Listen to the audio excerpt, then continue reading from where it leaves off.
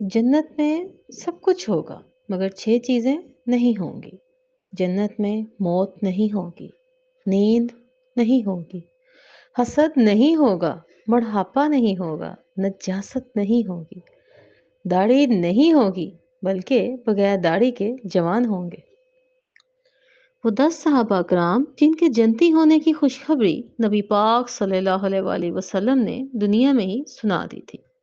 حضرت ابو بکر صدیق رضی اللہ تعالیٰ عنہ، حضرت عمر فاروق رضی اللہ تعالیٰ عنہ، حضرت عثمان غنی رضی اللہ تعالیٰ عنہ، حضرت علی رضی اللہ تعالیٰ عنہ، حضرت طلحہ بن عبید رضی اللہ تعالیٰ عنہ، حضرت زبیر رضی اللہ تعالیٰ عنہ، حضرت عبد الرحمن بن عوف رضی اللہ تعالیٰ عنہ، حضرت سعد بن ابی وقاص رضی اللہ تعالیٰ عنہ، حضرت سعید بن زید رضی اللہ تعالیٰ عنہ اور حضرت ابو عبیدہ رضی اللہ تعالیٰ عنہ۔ تنہائی میں اللہ کو یاد کرنے والا شخص۔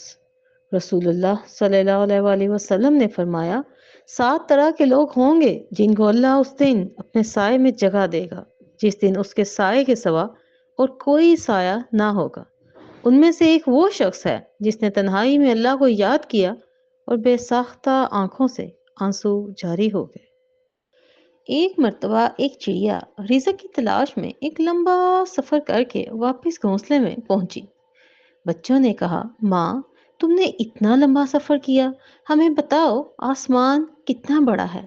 چڑیا نے بچوں کو اپنے پروں میں سمیٹتے ہوئے کہا، بچوں ہمیشہ یاد رکھنا، والدین کے سائے سے بڑی دنیا میں کوئی چیز نہیں ہے۔